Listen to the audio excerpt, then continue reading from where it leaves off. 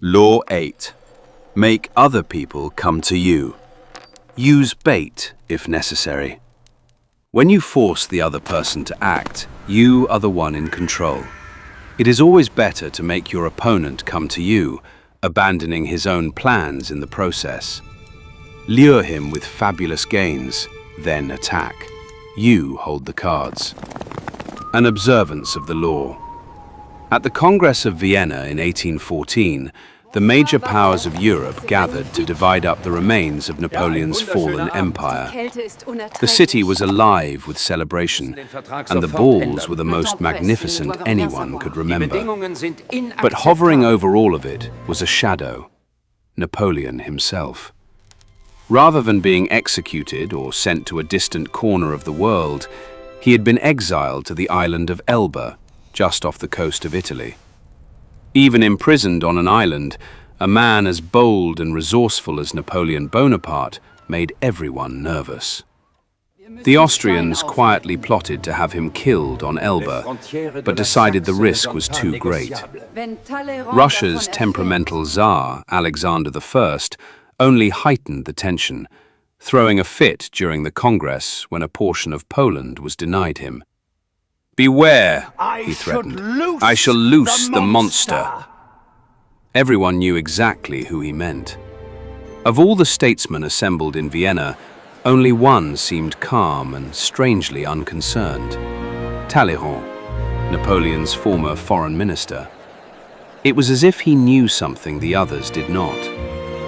Meanwhile, on Elba, Napoleon's existence was a cruel mockery of his former glory. As the island's so-called king, he had been permitted a small court, a cook, a wardrobe mistress, an official pianist, and a handful of courtiers. It was all designed to humiliate him, and it appeared to be working. Then, that winter, a series of events unfolded so strange and dramatic they might have been lifted from a stage play. Elba was surrounded by British warships, their cannons trained on every possible exit point.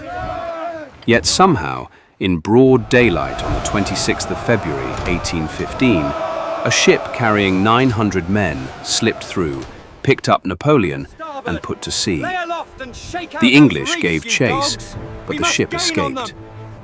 The news astonished the public across Europe and sent the statesmen at the Congress of Vienna into a state of terror. Although it would have been far safer to flee Europe entirely, Napoleon not only chose to return to France, he raised the stakes by marching on Paris with a tiny army, gambling everything on the hope of reclaiming his throne. The gamble worked. People of every class threw themselves at his feet. An entire army under Marshal Ney had been dispatched from Paris to arrest him. But when the soldiers caught sight of their beloved former leader, they changed sides on the spot. Napoleon was declared emperor once more. Volunteers poured into the ranks of his new army. The country erupted in delirium. The king who had replaced him fled France entirely. For the next 100 days, Napoleon ruled France again. But the euphoria faded quickly. The country was bankrupt, its resources nearly spent, and there was little he could do to change that. At the Battle of Waterloo in June of that year, he was finally defeated for good. This time, his enemies had learned their lesson. They exiled him to the barren island of St. Helena, off the west coast of Africa, a place from which there would be no escape. Interpretation. Only years later did the full truth of Napoleon's dramatic escape from Elba come to light.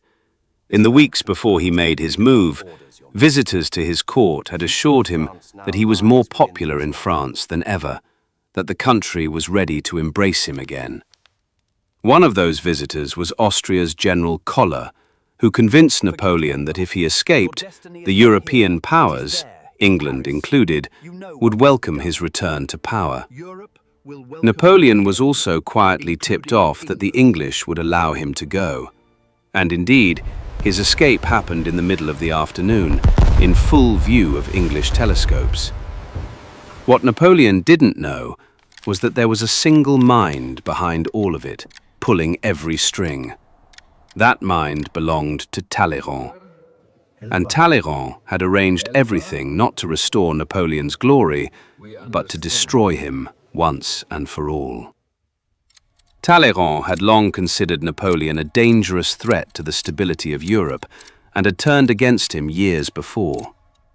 When Napoleon was first exiled to Elba, Talleyrand had protested loudly. The man should be sent somewhere far more remote, he argued, or Europe would never know peace. No one listened. So instead of pushing further, Talleyrand bided his time. Working quietly behind the scenes, he gradually won over Castlereagh and Metternich, the foreign ministers of England and Austria. Together, these men baited Napoleon into escaping. Even General Collar's visit, whispering promises of glory into the exile's ear, was part of the plan. Like a master card player, Talleyrand had calculated everything in advance. He knew Napoleon would walk straight into the trap.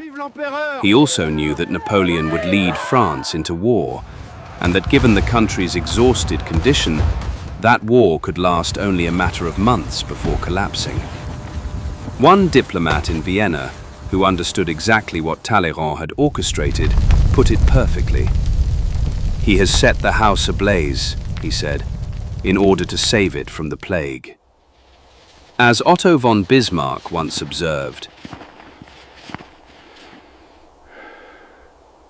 "When I have laid bait for deer, I don't shout at the first doe that comes to sniff. I wait until the whole herd has gathered around.